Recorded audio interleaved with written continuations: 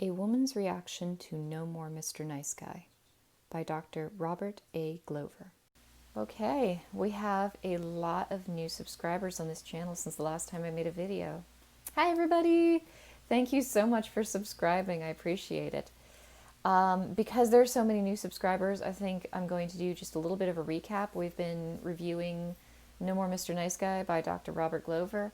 It's been an interesting read. I'll be the first person to say it's not my most. I'm not the most confident about this one. This one has not been my strongest book review. But we've been going through it. I held a poll before starting this book on which book to do next, and it was a little bit of a tie between The Art of Seduction and No More Mr. Nice Guy. No More Nice Guy had a couple more votes than Art of Seduction, so we've spent the last, has it been 8 weeks? I can't even remember. It's been 7-ish or 8-ish weeks, maybe 6-ish weeks, reviewing this book chapter by chapter. And it's not a bad book. It's been a good book. The thing is, it is talking about a very specific pattern of relationships that some men form. And men who form these relationships, who have these patterns of relationships that they form, they tend to have a lot of bad luck with relationships, particularly relationships with women, but also relationships in a more general sense, which is what this chapter is going to be discussing. If you do not have nice guy syndrome, as Dr. Glover describes it, this book might not be the book for you. You might look at this and think, okay, I really don't get it. I'm a woman, so already I'm not really in a good place to read this book. On top of that, I don't know many men. I mean, I might know many men. Let me say this. I might know a lot of guys who have nice guy syndrome, but I'm not particularly close with any guys who have nice guy syndrome. So I've been reading this, and it's been very interesting, and it's been very it's been very new to me, a lot of new concepts, but I don't think I have any real personal experience in my own life that I can kind of connect it to or draw from as I read it. It's something that I really have no personal references for. So I've been I've been reviewing it, but I've been kind of lost in this one. If you think you have nice guy syndrome, and if you take the time to watch this whole series of reviews, not a lot of people have been particularly enthusiastic about this one, and I really can't blame them. It's not my strongest book review. If you think you have it, definitely take the time to read the book, because I don't think I've covered it as well as it could be covered.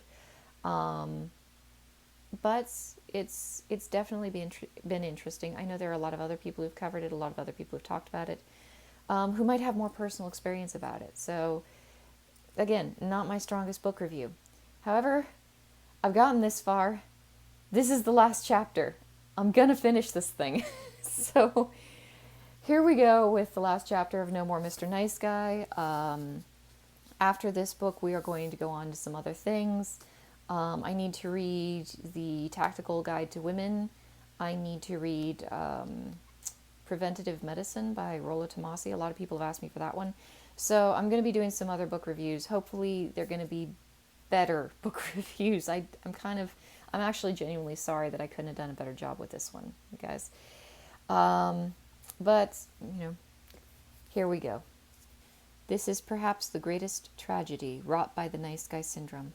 Countless intelligent and talented men wasting their lives and wallowing in the mire of mediocrity. He's talking about how a lot of the nice guys he's met they haven't attained their personal goals. They haven't managed to do everything they wanted to do in life. They haven't managed to be everything they wanted to be. And they deserve better. They have the capacity to do better, and they just don't manage it. So this chapter is talking about that a lot. And, honestly, if you have the ability to do better in life, you really do deserve to do better in life. And so if you're one of these people who's smart, and you probably don't look at it and say, oh, I'm smart, I deserve better. You might be looking and saying, I'm just dissatisfied. If you're one of those people, read on. Fear prevents nice guys from getting the life they want. If I were to identify one common factor at the core of every problem experienced by nice guys, it would be fear. Pretty much everything nice guys do or don't do is governed by fear. Now, this is something I can relate to because I I found in my own life that if I was afraid of doing something, if it really, really scared me, odds were decent that it was something I needed to go out and do, which is how I ended up going to a strip club alone right after my 21st birthday. I was terrified. It was like, okay, now I've got to do it, because if I don't do it, then I'm going to regret it, and I'm scared out of my mind. But a lot of the things that have scared me the most in life have been the things that I needed to do the most. And he talks about that, which is it's really interesting and it's really exciting. Right alongside these fears of disaster is the paradoxical fear of success. Yeah, that's something else I've experienced, the fear of success, the fear of, okay, well, if I make it, then what am I going to do? If I actually manage to do the thing, what am I going to do? But also a fear of failure. I've had plenty of that too. The thing that always drove me, at least for me, was the idea that I had to face which one was more scary, the fear that I'd do it and I'd fail, or the fear that I wouldn't do it and then I would regret it for like the rest of my life. And that has made me do a great number of very foolhardy things. For example, starting a YouTube channel. I was terrified of the camera. If you watch my earlier videos, please don't, but if you do, you will notice that I'm speaking a little bit more woodenly than I normally do, and that's because I was absolutely scared shitless. And that's the reason I was making those YouTube videos. This internalized sense of inadequacy and defectiveness is carried into adulthood. Some nice guys compensate by trying to do everything right. They hope that by doing so, no one will ever find out how inadequate they are. Other nice guys just give up before they try. He's talking about all the different ways that men who are nice guys are suffering from this nice guy pattern of behavior, how they sabotage themselves, how they screw themselves over even as they attempt to succeed at things. And it's really unfortunate, and I can kind of, this is something I can kind of relate to, where it's like, you know, there's all sorts of different reasons not to try to do something that you want to do. There's all sorts of reasons not to try to succeed at something that seems just a little bit too grand or a little bit too out of reach. And I can relate to that. And it's tough. It's really difficult. It's really scary. It's really quite unfortunate, because I think that stops a lot of people in this world from achieving the things that they dream of. There are some people who really do not have it in them to do certain things, and I've seen those people in my life. There are some people who are like that they just don't see that they don't have it in them. That's not the kind of problem that nice guys have.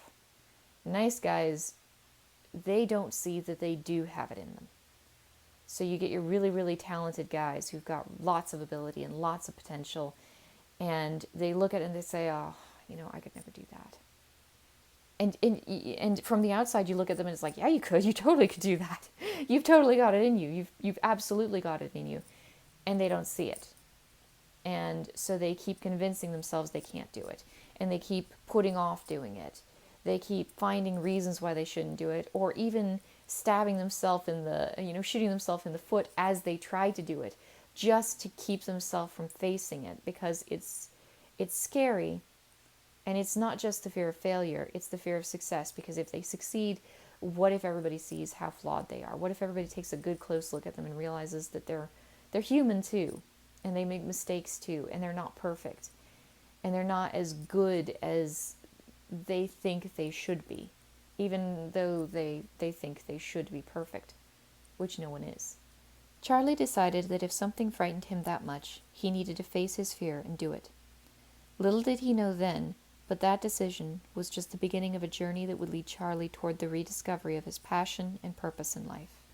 So this book is full of stories of people that Dr. Glover has met and spoken to in his practice. And of course, you know, names and details I'm sure have been changed around, but what's really cool is at the very end of the book, he tells his own story about his own struggles with his nice guy tendencies. But I really like the story of this guy, Charlie.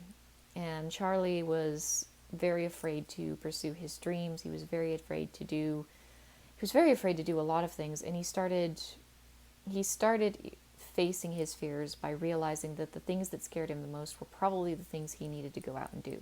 This is something that I've experienced myself. I was talking about it earlier. Um, it was a huge deal for me to do that. And I don't know when exactly I started doing it, but once I did, like the one thing that I really remember that really, really changed my life was when I walked into a strip club. And I looked at it and I was more afraid of that than I had ever been of anything. And it changed my life. It absolutely changed my life on so many different ways doing that. And I remember looking at it before I became a stripper, before I had any idea that it was going to have the kind of impact on my life that it did, and thinking, I am afraid of this. I'm absolutely terrified of this. And if I don't do it, I will regret it for the rest of my life. And if I was that afraid of it, I just had to do it. Anything that scares you that much, you just kind of have to face it. Because at that point, it's not just regular fear. Like, jumping off a cliff is a scary idea, so most people don't do it because they realize that, you're going to fall down the cliff, you're going to kill yourself. That's a normal fear. Being afraid of a poisonous snake that you encounter while you're out on the road, you're, jogging one day and all of a sudden this poisonous snake hisses at you. That's a very natural, normal fear. This kind of fear is a very different fear. It's an extra layer of fear. You got your fear of failure, your fear of success, but I think there's something even more to it, because I don't know if I was really afraid of success. I was just afraid, and at the same time, I really wanted to do it, and I don't know exactly why that made it so much more terrifying, but it did.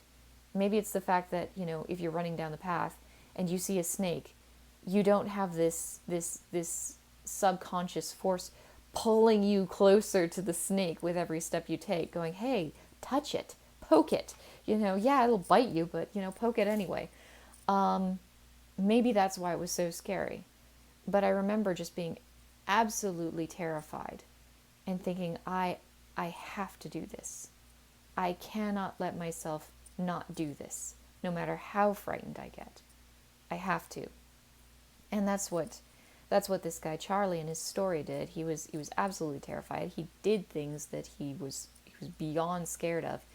And his life began to take this dramatic turn for the better, where he faced his fears with one matter and then another and another and another. And every time he faced his fears, his life began smoothing out. And the things that had been bothering him and nettling him and making his life difficult, they began to kind of even out. The things that he was dissatisfied with, they became better.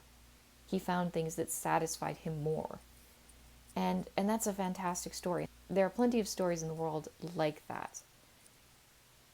I love hearing stories like that because they're true.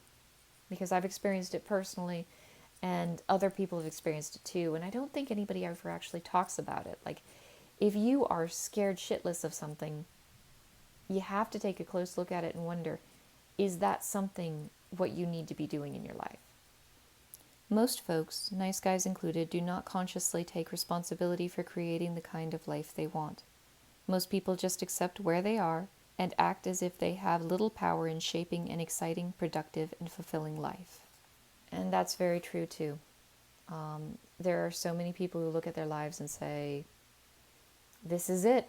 It sucks, doesn't it? And there are a lot of unhappy people in this world who think that that's all their lives are. And it's not. If you don't like your life, you have to look at it and see whether or not you can just build something better for yourself. And humans are remarkably intelligent, remarkably creative, remarkably capable creatures. They are very, very capable of rebuilding their lives in ways that they want to have their lives be. And I think this is why I never really take the criticism of my job history very seriously.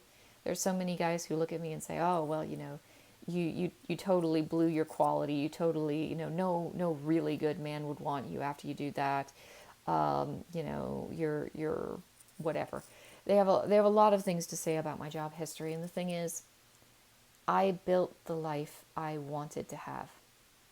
I built the life I wanted to live, and I built a good life for myself. And the fact that I'm still happy to this day with the decisions that I've made in the past, but also with the life that I have at this point in time, it just suggests to me that those decisions were, in fact, the right decisions for me. And many, many people have looked at it and said, there's no way those could be good decisions. There's no way those could be the right decision. I don't actually know how I could make a choice like becoming an exotic dancer, because that's got to be the wrong choice. Like, you ask anyone on the street, they'll tell you that's a bad choice. I don't know how that led to me being happily married with 3 beautiful children and this beautiful life I've built for myself. All I know is that I was terrified to do it, and I felt like I absolutely needed to do it. And so I went and I did it. And everything in my life changed. I got healthier physically. I was able to overcome my chronic illness that had been kind of dogging me ever since I was a little kid.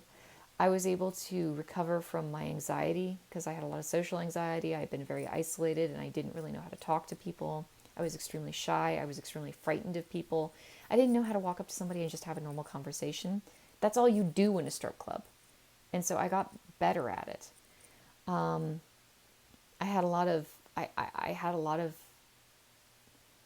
I'd been through a lot of horrible things, and I had to get through all of that.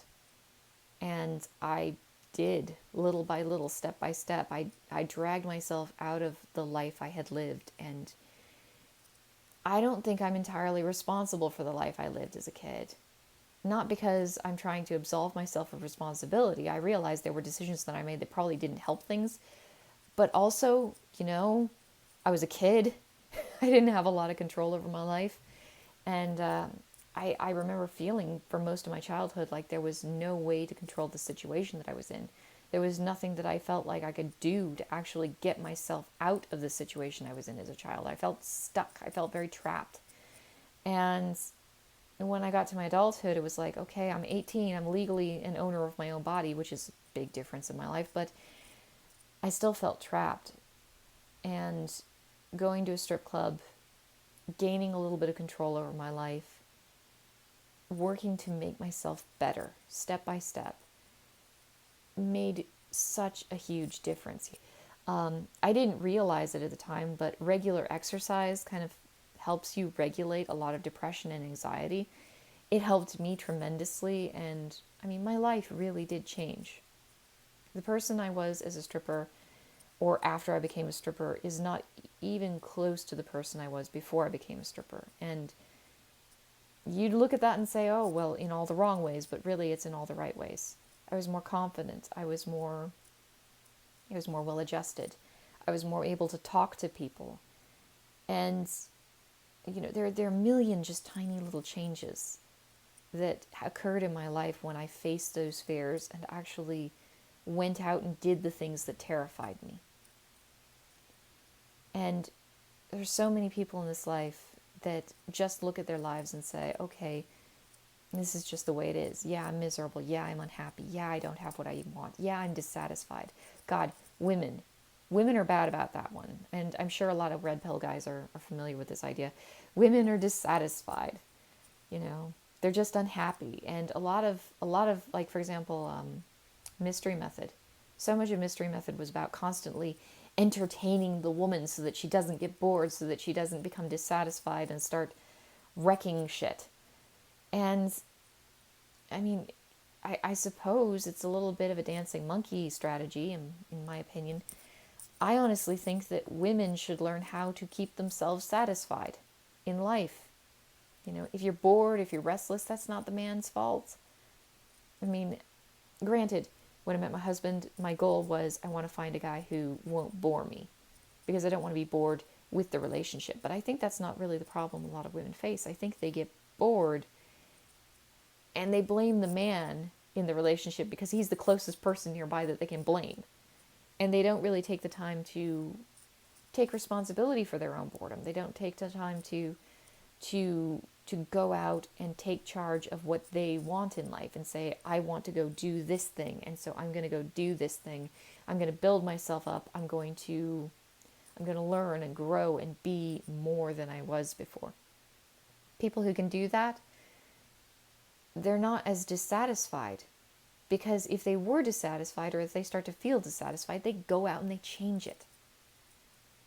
And so if you can teach yourself to look at your life and see the things that are unsatisfying and less than what you want them to be, and change those things, and realize that you do have the power over yourself and over the world around you to actually go out and change your less than ideal circumstances, that's an incredible thing, and you'll be a much, much happier person for it.